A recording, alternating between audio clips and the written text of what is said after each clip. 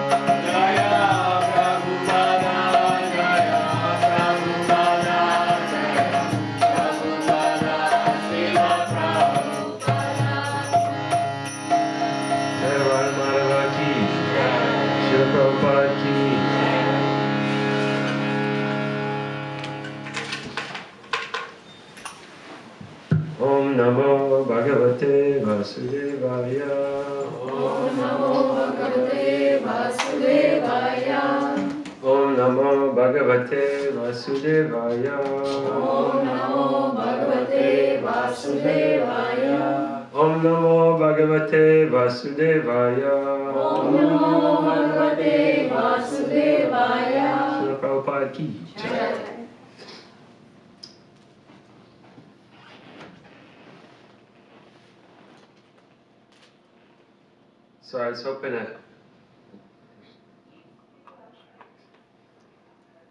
His Grace Rasanath Prabhu is going to speak today.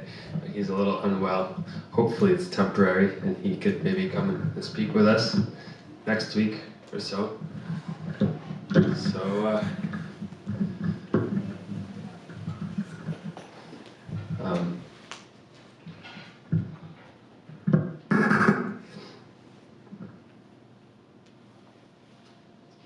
Great, thank you. So I thought I'd speak the verse from the Bhagavad Gita, and this is verse 1868. So it's the last chapter, pretty much at the end, 1868. And this is the verse. Ya idam paramam guyam mad bhaktishva vidasyati bhaktim mai param kritva mam eveshyati asamasaya. We could do the word for word. Ya. Ya. Anyone who. Anyone who. Idam. Idam. This. This. Paramam. Paramam. Most. Most. Guyam. Guyam. Confidential secret. Confidential secret. Mad. Mad. Of mine. Of mine. Bhakteshu. Bhakteshu. Amongst devotees. Amongst devotees. Abhidasyati. Abhidasyati. Explains. Explains. Bhaktim. Bhaktim. Devotional service. Devotional service. Mai. Mai. Unto me. Unto me. Param. Param. Transcendental. Transcendental. Kritva. Kritva. Doing. Doing. Mam. Mam. Unto me. Unto me. Eva. Eva. Certainly. Certainly. Isyati. Isyati. Comes. Comes. Asamsaya. Asamsaya. Without doubt. Without doubt. Translation. For one who explains the supreme secret to the devotees, pure devotional service is guaranteed, and at the end, he will come back to me. Purport. Generally, it is advised that Bhagavad Gita be discussed amongst the devotees only. For those who are not devotees will understand neither Krishna nor Bhagavad Gita. Those who do not accept Krishna as he is, and Bhagavad Gita as it should, not try to explain Bhagavad Gita whimsically and become offenders. Bhagavad Gita should be explained to persons who are ready to accept Krishna as the Supreme Personality of Godhead. It is a subject matter for the devotees only, and not for philosophical speculators. Anyone, however, who tries sincerely to present Bhagavad Gita as it is will advance in devotional activities and reach the pure devotional state of life. As a result of such pure devotion, he is sure to go back home, back to Godhead.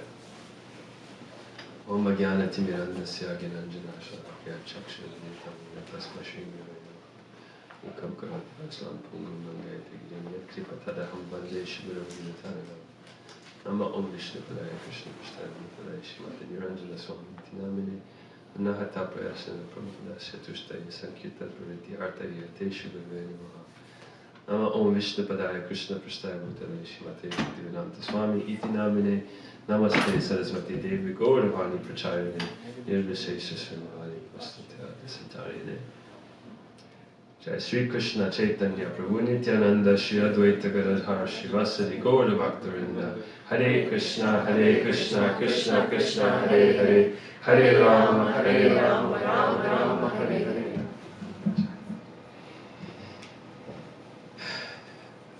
So I'll read the translation again. So for one who explains this supreme secret to the devotees, pure devotional service is guaranteed, and at the end he will come back to me.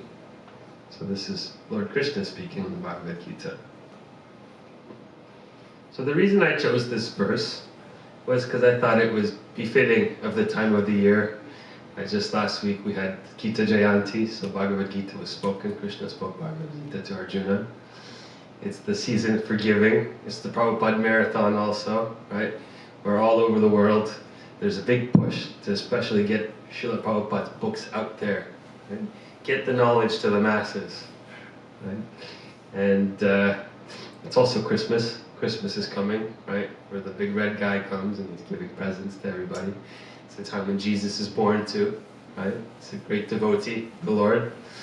And it's the time to become a giver, essentially, right? To give. For in giving you shall receive.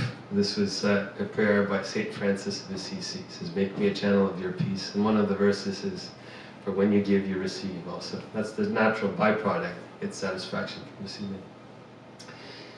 So, dwelling on this purport a little bit on the verse. So what does it say? It says, for one who explains this supreme secret to the devotees, pure devotional service is guaranteed. So Prabhupada says here, generally it is advised that Bhagavad Gita be discussed amongst the devotees only. For those who are not devotees will understand neither Krishna nor Bhagavad Gita. So what does Prabhupada mean by that? He says only give it to the devotees. So is that only to those who are like initiated they should have it? Or those who have a Brahmin thread, that's who you should discuss Bhagavad Gita with and give Bhagavad Gita to? Or is it to only to Indian people they're supposed to get Bhagavad Gita? No? No. Okay, that's the hands. To the future devotees. To the future devotees, okay, it's future devotees. Does anybody else have some thoughts on this? I don't think he means that just give it to the devotees. Maybe he wants the devotees to spread the knowledge. Have Okay. the knowledge first and then spread it. Okay, so while the Gita is saying that maybe he's telling us that first you have to give it to the devotees if you're going to give it to others, right? So spread it to the devotees so they get knowledgeable about it and give it to others. Is that what you're saying? Maybe. Maybe. Okay, maybe. Okay. Some other thoughts. So any other thoughts? What is Maybe Prabhupada? all souls inside, deep inside, are devotees of Krishna. Oh, okay, maybe all the souls deep inside, we're all devotees of Krishna. Okay, so that makes it a little bit more broad, doesn't it? Otherwise, why would there be such a push, right, to go out, give Bhagavad Gita to everybody? And they're like, wait a second, Krishna said only give it to the devotees. Why are you going out and giving it to everybody?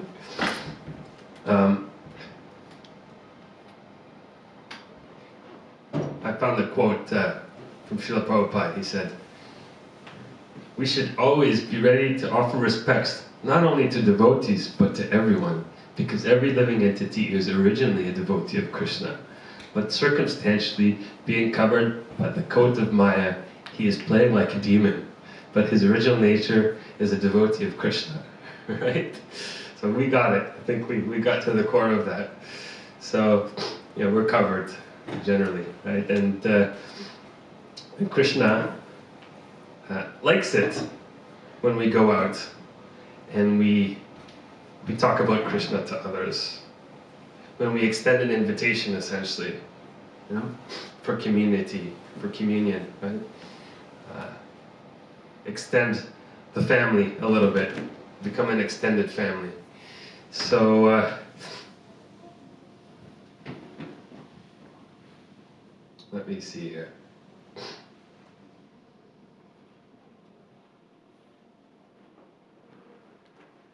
Here I had another couple of sentences that were speaking about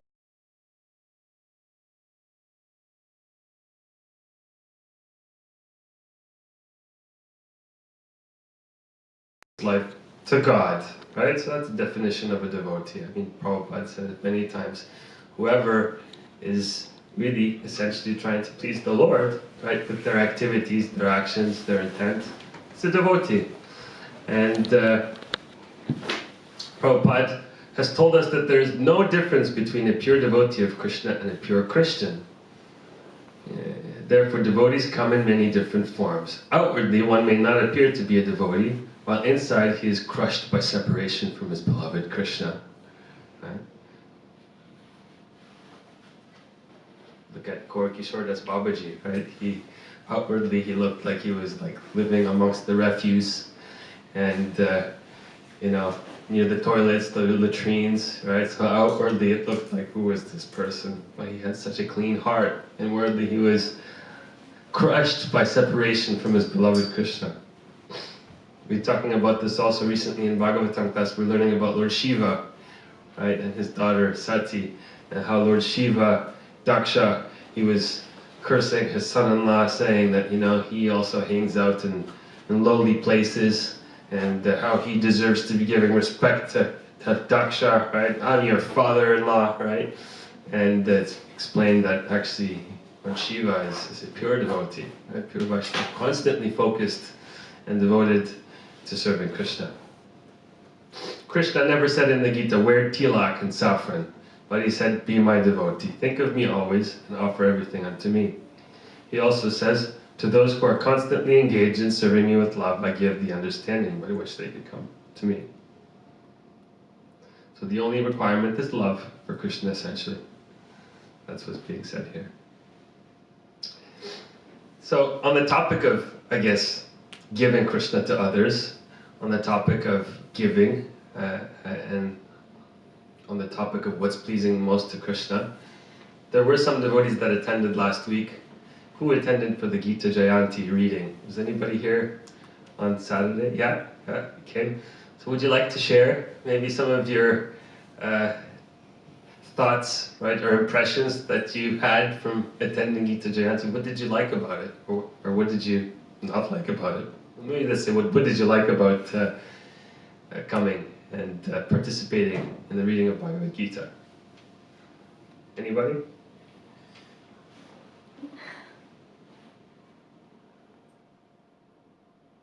Was it? Yes? I will say it creates a whole day, it creates a positive or Krishna conscious vibes. Okay. Yeah. So you were happy, you had positive Krishna conscious vibes. Yeah. Okay. I also heard from my grandmother, if you read Gita once in your life, you will never go to hell. So at that day I was like, okay, I will go to Gita, now I'm not going to. So you covered your bases last week. Great. So yeah, it gives me that positiveness. Okay, great. Yeah. Some other thoughts?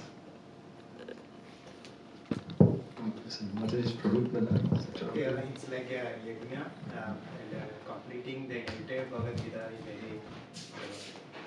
It's a great opportunity, I would say. Otherwise, we used to read maybe few slokas in a day, but in Gita Jayanti we used to complete the entire thing. Full absorption. Yeah, and also it's like a yajna, like a. Yeah. Nice austerity, right? Nice action, nice activity. Thank you so much. Any other Matajis? Did you have any thoughts about that? No? Let me share. No? Oh, Krishna Seva. From previous years when I was participating It's like to add to what Prabhu said. It's like your Bhagavad Gita. It's divine song. So you are hearing whole song within one day. full. Nice. Yeah, so, and then I guess,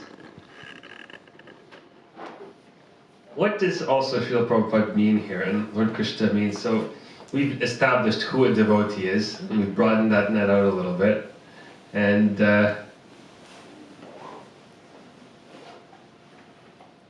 so what are some examples of explaining the supreme secret to the devotees, right? Or it says here, Bhagavad Gita should be explained to persons who are ready to accept Krishna as the Supreme Personality of Godhead. And later on he says, anyone who tries to sincerely present Bhagavad Gita as it will advance in devotional activities and reach the pure state of life, devotional state of life. So, what does that mean? So what do we have to do? What is Krishna asking us to do? Like practically. Is it just to do Gita Jayanti? Just to read Bhagavad Gita once a year?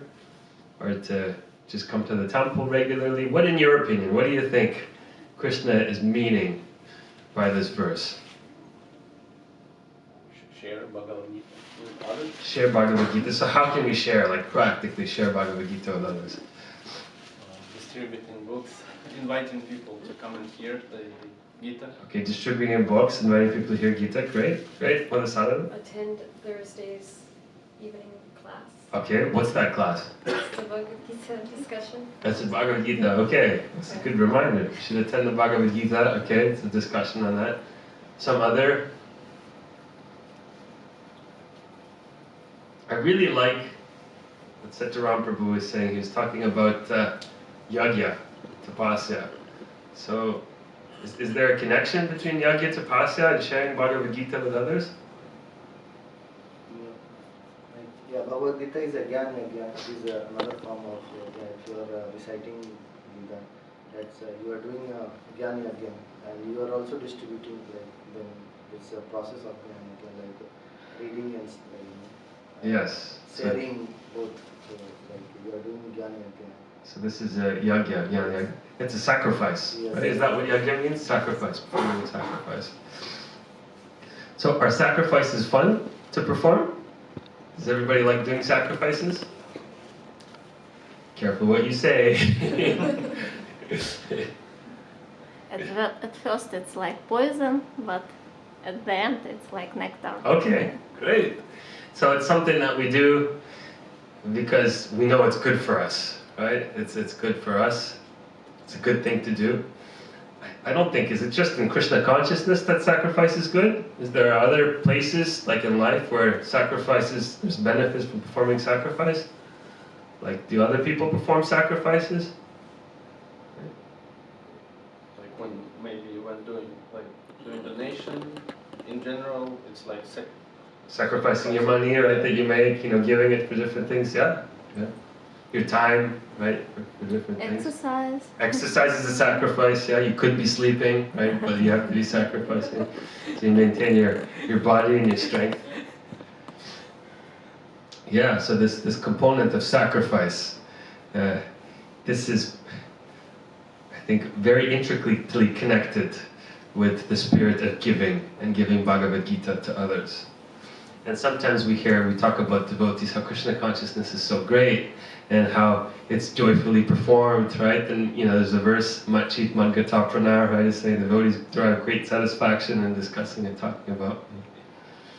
But what about, going out on the street, right, and stopping people on the street and asking them if they want a Bhagavad Gita, or trying to give them something, or getting up, let's say, in the morning early and attending 4:30 Mangal Aarti in the morning to attend at the temple. Like, is that a lot of fun? with time, yeah. Yeah, okay, well, tell me. Actually, I have to say, this is going to be in a nice way, in the spirit of competition. But we had, some Prabhus, we've been talking about it, and we're all like, yeah, morning programs, yeah, it's the real brahmachari way to get up going in the morning. But I have to tell you, the Matajis are putting us to shame. Saturday morning, there's like 6 Matajis here at 4:30 in the morning having a Mangal Aarti program. And then we're like, Prabhus are like, should we come? We're like, I don't know, I think there's too many Matajis in the morning. We have to find another day to be able to come, you know, they're completely, the tapasya, they're, you know, my wife, I used to come on the Saturday mornings, and then my wife, you know, came one morning, right, with the Matajis, and then she's like, next week, yeah, I'd like to come again. She says, no, I'm going to go again this week, right? So for the last 3 weeks she's been going, and obviously there must be something to that, right? There must be some satisfaction or something that these Matajis enjoy about coming together in the morning that early. And I thought maybe I would ask if anybody's here who attends, you know, that program, if you wanted to share, what is it that you like? Do you like pain? Do you like not sleeping? Or like, what is it that brings you to makes you want to come? And it is a lot of peace, and then we share a lot of knowledge on Bhagavatam. Okay. And everyone reads. That's we are doing this for last 3 weeks now. Okay. I never read Bhagavatam myself. Okay. It was the first time Mother Braja like let me read the purport and the translation. So Okay. I was like, oh, it's my first time. So we read and then we discuss. Okay. And then we chant together for 45 minutes. Okay. That's so nice. Yes. Oh, wonderful. Is there anything else that you like about doing that? Like, would you like to read by yourself, or is it just does it make it more exciting when there's more devotees that are there? Do you feel that it? Yes, it's more participating, and then we chant together too, and then we do Tulsi Aarati together and Narasimha Aarati. There are 4 Aartis before, and then it's very calm and peaceful too. Okay. Yeah. Good. Thank you. Any other realizations or sharing? Mother Aarati, Janaki, did you have anything you? I'll better not to say. Yeah, so obviously there's something that's there to that. And similarly to book distribution, as you can see, there's some devotees that are not here today because they're actually out distributing books, right? There's quite a few of them. I saw in the message, they said, we'd like to be there for Sunday feast, but we feel like we need to go and distribute some books today. Right? And that is actually very exciting. And I thought I'd share something. There's this book that's called Our Family Business. This is by His Grace, by Shishika Prabhu. And there's a few sections that I really liked, I picked up, I scanned through.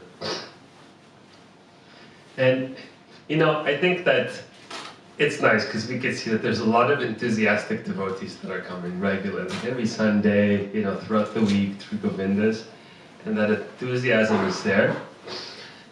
However, I think that as a spiritual institution, if we don't embrace the spirit of sacrifice, of tapasya, and engage the persons who come into our movement in being able to participate in these activities where you have to get out of your comfort zone, you have to perform some action, right, that's specifically for the pleasure of Krishna, out of your comfort zone a little bit, then we're kind of stuck a little bit on like first gear, right, or second gear, you know, when you have the gears in a car, right?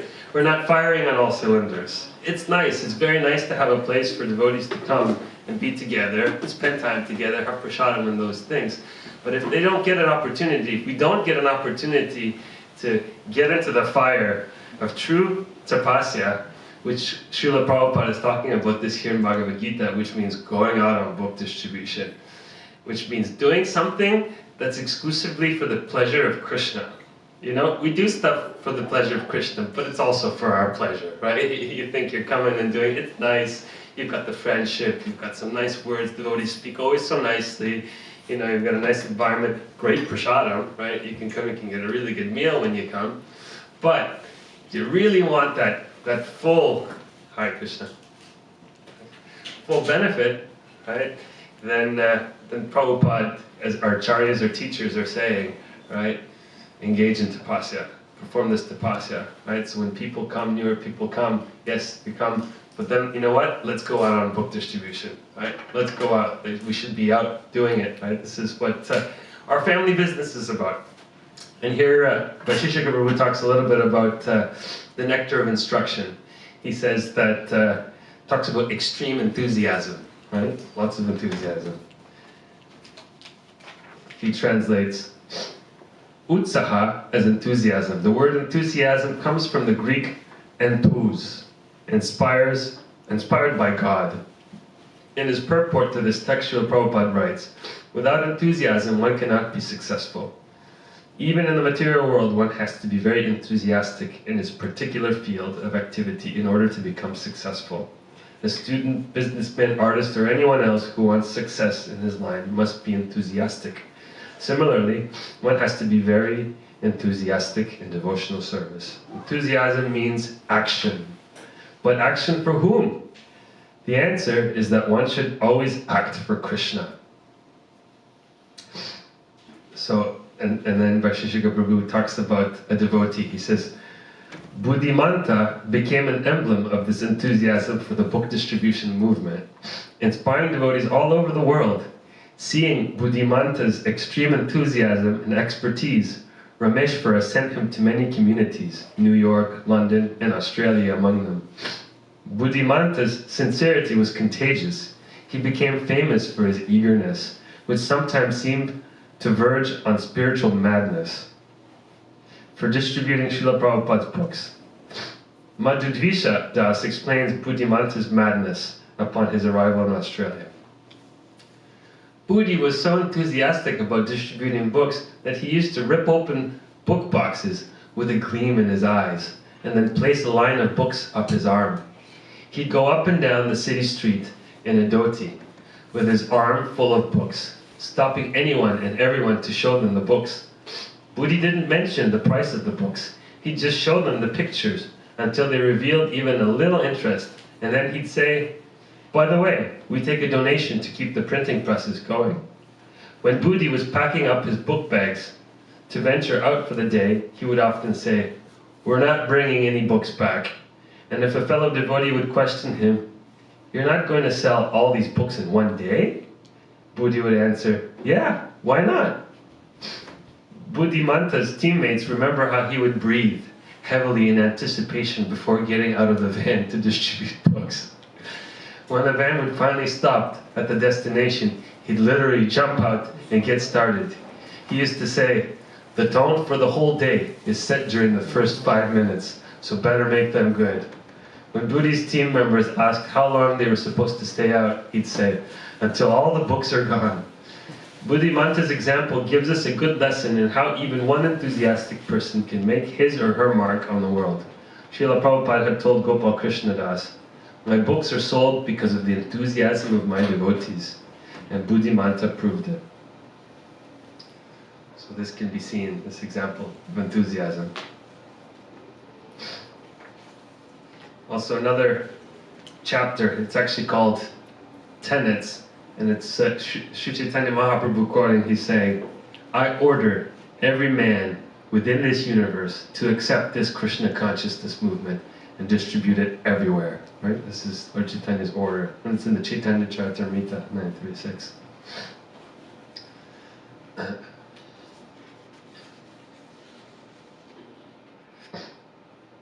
Also another subheading is, when going out on book distribution, it's called Let Krishna Do His Magic. Vaisheshika Prabhu says, today's well-trained distributors of Srila Prabhupada's books go out of their way to see that the books they distribute are placed in the homes and hands of people who will respect them. In their exchanges with people, these vigilant distributors explain the importance of the books and take time to befriend the recipients. They also collect the contact information of the beneficiaries and try to bring them closer to Krishna by staying in touch with them. Devotees who do their best in this way may have faith that by Krishna's arrangement, the books will eventually hit their marks. However, even as we who distribute books do our best to bring people closer to devotional service by befriending them and staying in touch, we must also let Krishna do his magic. In other words, teachers of Krishna's message are simply Krishna's instruments. They must try their best to convey Krishna's message, but in the end no one can make the grand arrangements. No one can make the grand arrangement Krishna does to bring souls back into his service. To illustrate this point, Mitrasena Das tells a remarkable story about how a book he distributed to a cavalier person quickly made its way into the life of a sincere soul. It says here, "You can't make up stuff like this. I met a young man named Hector at Vista Point, the Golden Gate Bridge scenic observation point overlooking the San Francisco Bay and city skyline. Hector had just gotten off a big tour bus when I offered him a book. Our conversation went like this. Hector, so I can give any donation I want and keep this book, right?" Mitra said, "Yes." I said this even though I had a feeling he was just trying to get one over on the Hare Krishnas. Hector, "I want you to dedicate the book to me first, before I give my donation. Write it in the book. My name's Hector." I wrote on the first page of the Bhagavatam 6th Canto, Part 1, "To Hector from Mitra." Knowing that the book was worth much more, Hector next handed me $2, and looking happy to have pulled a fast one on Hare Krishna in San Francisco, he walked away with it. I didn't mind, as I was glad to see another book go out, and without thinking much more about it, I went on to the next person. The following morning, when I was back at the temple in Berkeley, which is an hour from the Golden Gate Bridge, Charudas, our temple president, approached me and asked, "Did you meet someone named Hector yesterday?" I said, "Oh yeah, I think I did." Charu continued, "I got an interesting phone call yesterday. A man was walking through Chinatown, another tourist area in San Francisco, about half an hour from Golden Gate Bridge, and saw a book leaning in the windowsill. He picked it up, opened it, and was very surprised to see what was written on the first page. To Hector from Mitra. This man called the temple phone number listed on the back of the book right away and said, 'My name is Hector. Who is this Mitra? And how did he know I was going to find this book? The man is very interested in spiritual life, likes the book, and is coming to the temple this morning. Do you want to meet him?' I met Hector number 2, only briefly, and I guess that added to the mystique of his experience. From his point of view, I was on my way out the door to magically place more books for people I hadn't met yet. I didn't express any surprise or try to figure the odds of this Hector finding a book with his name in it. I've only met one more Hector since that day in 1977. Hector stayed for a couple of hours talking with Charu and purchased several other books. I wish that I had kept track of him, as it would have been interesting to hear more of the story from his point of view. In those days we just had expected miracles. They had become so common that we didn't get excited or pay much attention to them. So, it's so exciting. We can see that, these devotees, they're putting themselves out on a limb, going out, distributing books, meeting people, making friendships, and these wonderful things were happening. My Guru Maharaj also talks a little bit about this. He used to, when he was the Bhakta leader in his temple, his temple president would tell him, you need to go out and distribute books. And, he was narrating how he shaved his head, and he was out there, and he had cuts all over the place, because they didn't do it with a proper razor. And he remembers that he would be on the telephone, with his temple president. He would be crying on the phone, right? He says, not because he was in ecstasy from distributing books, but because it was so hard being out there on the street, right? And being there and not knowing how to approach people and being rejected, right? And just dealing with that, it's like heavy. I don't know if anybody's ever tried to be a cold calling, We know what it's like. Sometimes they call on the phone, hi, I'd like to know, thank you, right? You gotta be good at handling rejection. And so it was very difficult for him, and he said, but at some point, he realized that would be pleasing to a spiritual master. This is something that he needed to do. And he would, even though that service, he made a vow at some point, and he said, I'm going to go out no matter what. I'm going to go out and make this vow to go and distribute books to others, to give this to others. And shortly after, somehow Krishna arranged that he ended up being switched to kitchen duty, right? Or to help do some renovations at the temple, because he was the only one that could do the renovations, or the only brahmana that could cook specifically. So he was asked to be able to do that. But in his heart and in his mind, he was thinking, oh no, but I just made a vow that I'm going to go out and do book distribution no matter what, right? And now the temple president is asking me to do something else. And he was saying how secretly, as soon as he would finish, his activities, he would go out and continue going out on book distribution. And nobody knew where he went, but he went and he tried to distribute more books. And it just became so addicting to him that he just didn't want to stop at some point. It became the most joyful experience for him to go out and distribute these books. And today, of course, is a very special day because it's the disappearance of Bhaktisiddhanta Saraswati Thakur, who's another wonderful pioneer of spreading Krishna consciousness, spreading the holy name, Mahaprabhu's message. He's the spiritual master of our beloved Srila Prabhupada. And I'll read you a couple of points about Bhaktisiddhanta Saraswati Thakur. Says he's the guru of A.C. Bhaktivedanta Swami Prabhupada. He appeared in Sri Kshetra Dham, Jagannath Puri, on the 6th of February in 1874 as the son of Srila Sachidananda Bhaktivinoda Thakur. In his childhood, he quickly mastered the Vedas, memorized the Bhagavad Gita, relished his father's philosophical works. He became known as the living encyclopedia for his vast knowledge. He preached convincingly against casteism and philosophical deviations from Gaudiya Vaishnavism. He tried to unite the 4 Vaishnava Sampradayas by publishing their teachings.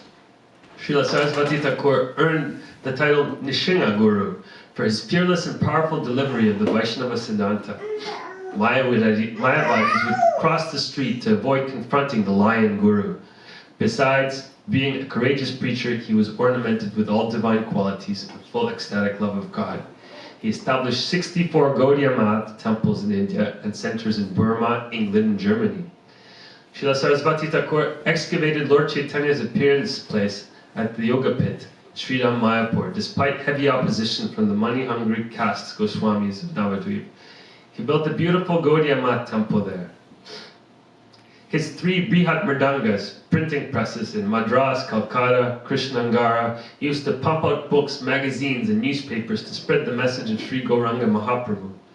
When asked why he printed a daily spiritual newspaper entitled Nadia Prakash, Srila Saraswati Thakur replied, "If an insignificant city can produce 5 daily newspapers, then why can't we publish a newspaper every second about the eternal, ever-fresh transcendental activities of the Supreme Personality of Godhead in his unlimited spiritual planet, Goloka Vrindavan?" Right? He introduced many innovations to expand preaching. All over India, he staged free theistic exhibits and dioramas depicting the pastimes of Sri Krishna and Chaitanya Mahaprabhu, employing the latest technology. He even had animated dolls. To commemorate the many holy places visited by Lord Chaitanya, he installed marble impressions of the Lord's lotus feet. Breaking tradition, he let his sannyasis wear tailored kurtas and overcoats, ride in cars and motorboats, and carry Mahaprabhu's messages across the Sea of Europe. Srila Bhaktisiddhanta Saraswati's revolutionary preaching ideas sprang from the Shastric principle of Yukta Vairagya, set forth by the Rasa Acharya Srila Rupa Goswami. So this Yukta Vairagya, right, in our Vaishnava philosophy, it means that we should simply accept the bare necessities of our material part of life and try to save time for spiritual advancement.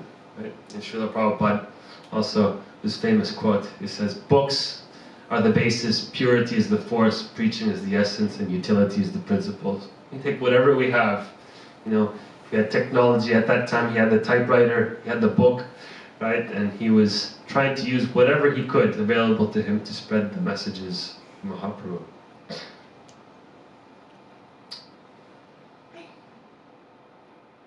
So I thought I'd stop here for a couple of minutes. I won't carry on too much longer, but I wanted to see if maybe you had what are your thoughts? And any realizations or thoughts or questions that you may have based on what was being discussed, or some of the quotes, or what was even mentioned in the book, Visheshika Prabhu's book, reflections. Yes, Other I just one Mataji, she is disciple of Srila Prabhupada, and Prabhupada asked her marriage a man who was in Russia. So he even didn't know him. He just because of his guru, just went to Russia and get married, and she helped spread Krishna consciousness in former USSR. And she was sharing how she first time met a devotee.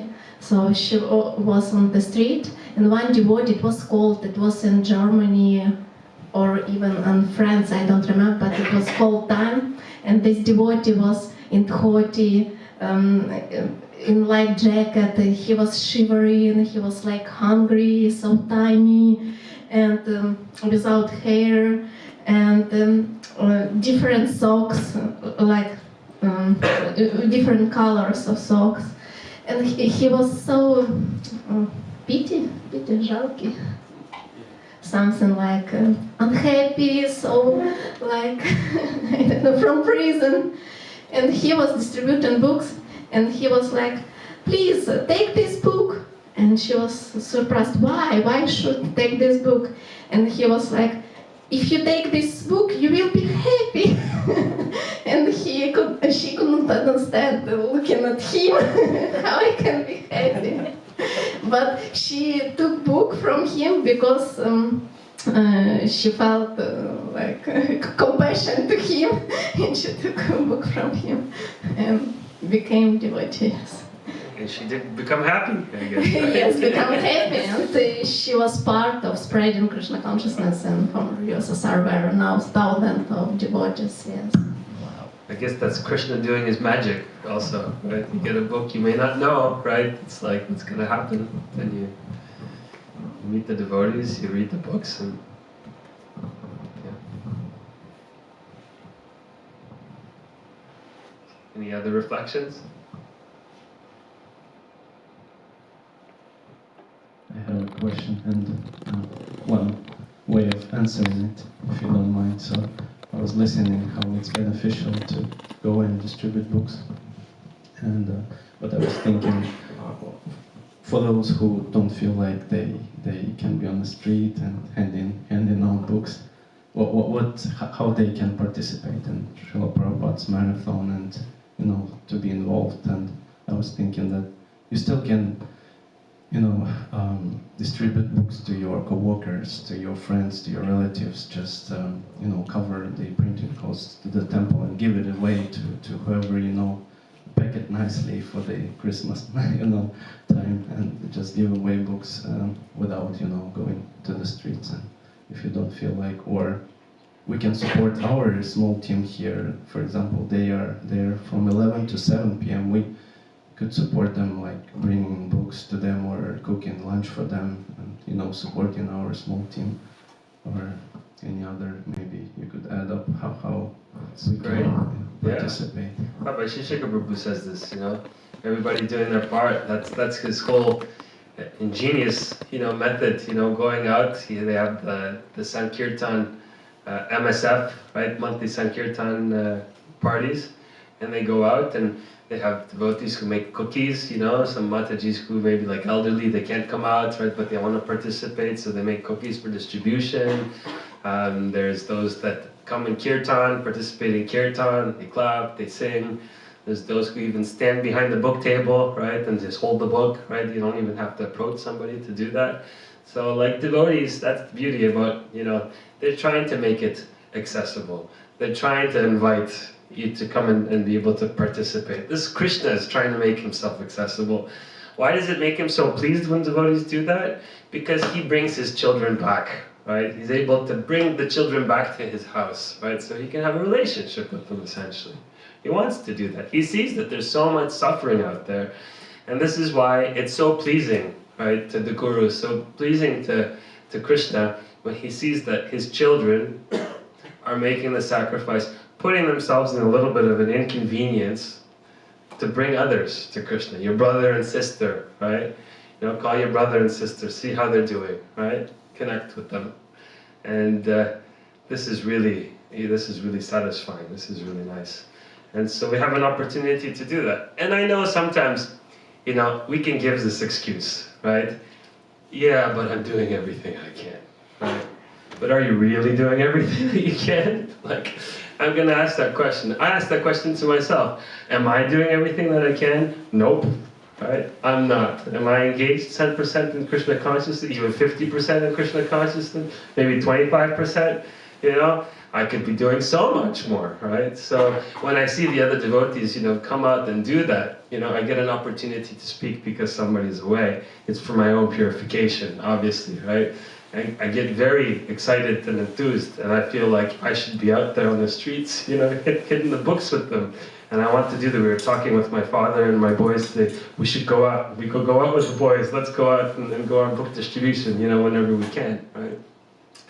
And that's association. That's really taking advantage of association of Vaishnavas.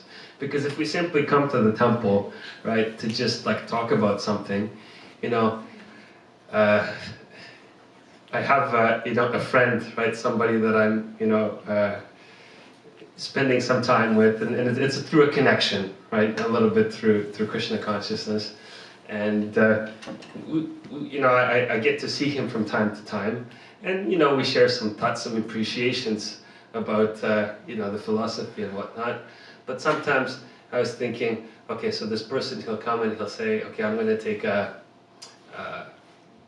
maybe have a cigarette right now or something, right? Or let's go, you know, to a party. Not that happened, but we could do that. Say, let's just go to a rave at a club or somewhere, right? We're misusing this opportunity of having association, right? If we come with two people who have this desire to want to better themselves a little bit in Krishna consciousness, we should take that opportunity and try to put the lower natures aside a little bit, right? Because yeah, sure, we could just, you know, watch the Star Wars trilogy together and be like, Prabhu, it's great, let's spend 10 hours doing that. Or we could say, okay, we're here together, you want to go on book distribution? And the other person's like, okay, let's do it. And I'm like, you want to go too? I'm like, yeah, should we go? Okay, let's go, right? We go out, right? It gets the adrenaline pumping a little bit. You're pushing yourself a little bit outside of the comfort zone, and it's pleasing to Krishna, it's pleasing to Srila Prabhupada, and it fulfills the purpose of us coming to the temple, essentially. It lets us fire as an institution in full gear, on all cylinders, right? Not that we just come, right, and we say that we're doing what we can. It says, we know Krishna, Krishna knows us, Hare Krishna, that's it.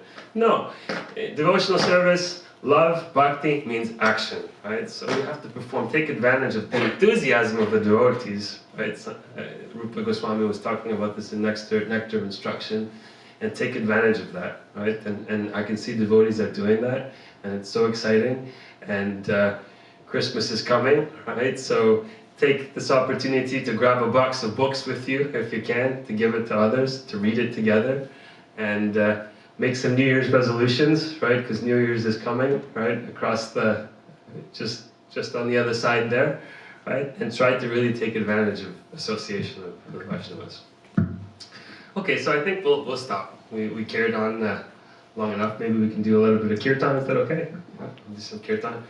Srila Prabhupada ki Jai. Shri Gaura Nitai ki Jai. Srila Bhakti Siddhanta Saraswati Thakur ki Jai. Namo Vishnupadaya Krishna Prasthaya Bhutale Srimati Bhakti Vedanta Swamin Niti Namine Namo Vishnupadaya Krishna Prasthaya Bhutale Srimati Bhakti Vedanta Swami Niti Namine Namaste Saraswati Devi Gauravani Prachari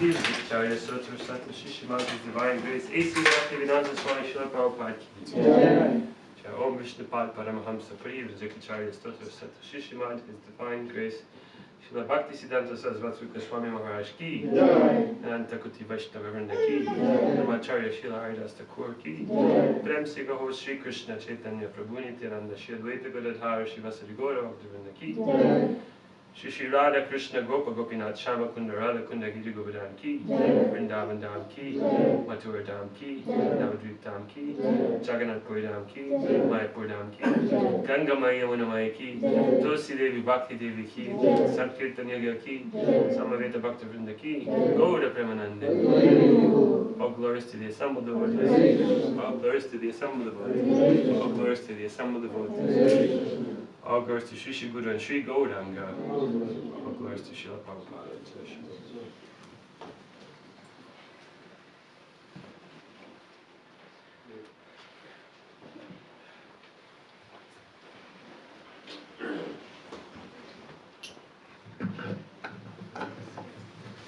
Krishna, thank you all very much.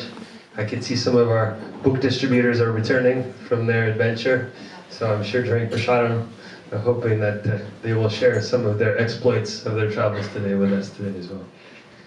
Hare Krishna. And as I mentioned before, the morning programs for the devotees at 4:30 in the morning, they're a little unbalanced.